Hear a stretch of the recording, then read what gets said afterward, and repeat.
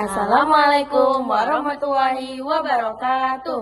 Halo guys, perkenalkan aku Nur Nusratin Nabila.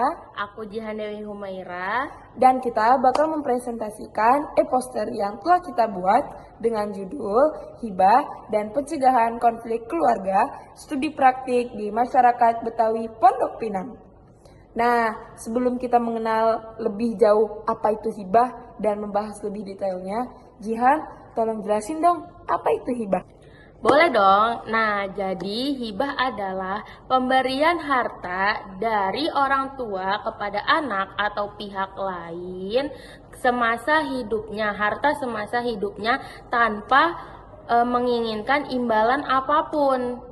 Jadi itulah yang dimaksud dengan hibah.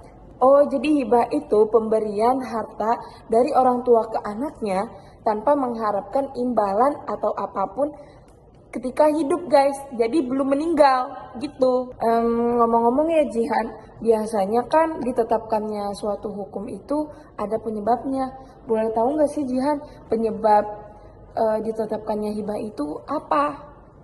Nah, oke. Jadi latar belakang adanya hibah ini dikarenakan masyarakat Betawi di Pondok Pinang ini masih sering terjadi konflik dalam pembagian harta. Nah, untuk mencegah konflik tersebut, akhirnya melakukan hibah, yaitu pembagian harta secara transparan melalui musyawarah dan terbuka. Jadi dapat dicegah konflik kekeluargaan karena pembagian harta tersebut. Jadi dilakukannya hibah.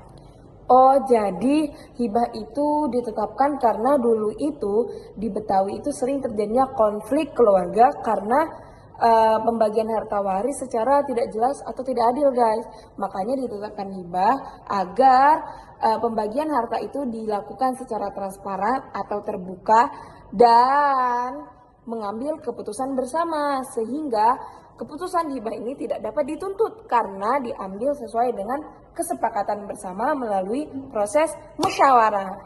Dalam e-poster ini ya Jihan, kan terdapat studi praktik tentang hibah yang terjadi di masyarakat Betawi, khususnya di daerah Pondok Pinang. Boleh kasih tahu apa aja sih Jihan metode penelitian yang dilakukan dalam studi praktik kali ini? Oke, dalam metode penelitian kali ini menggunakan kualitatif studi kasus melalui observasi, wawancara, serta dokumentasi, kemudian dianalisis dengan teori resolusi konflik John W. Burton, serta konsep ASU dan At-Tahkim untuk memahami hibah sebagai strategi pencegah konflik. Oh, jadi gitu. Berarti metode penelitian yang dipakai dalam studi praktik kali ini itu melalui metode wawancara, observasi, dan dokumentasi. Dan menurut teori resolusi konflik, yaitu dari John W. Burton. Oke. Biasanya ya, studi praktik itu memiliki keunikan tersendiri. Nah, Jihan, dalam studi praktik kali ini, apa sih keunikan yang menjadikan hibah itu sebagai salah satu alat fleksibilitas yang khas dari masyarakat Betawi untuk melakukan kegiatan pembagian harta? Oke, jadi keunikan dalam penelitian tersebut adanya perpaduan antara kebudayaan Betawi serta nilai hukum Islam dan teori resolusi konflik yang menunjukkan bahwa hibah bukan hanya sebagai alat pembagi harta tetapi juga sebagai alat sosial fleksibel untuk mencegah pertikaian antar keluarga dalam pembagian harta. Oh, jadi uniknya hibah itu guys merupakan perpaduan dari budaya Betawi, nilai religius Islam, dan juga teori resolusi konflik menurut John W. Burton, sehingga menjadikan hibah ini suatu alat fleksibilitas untuk mencegah terjadinya konflik keluarga dalam pembagian harta. Oke Jihan, kan dari yang tadi udah kita bahas, mulai dari latar belakang, terus metode penelitian, terus keunikan hibah, itu kan tadi udah kita bahas tuh. Nah, sekarang dampak dari ditetapkannya hibah itu apa sih Jihan? Boleh dijelaskan?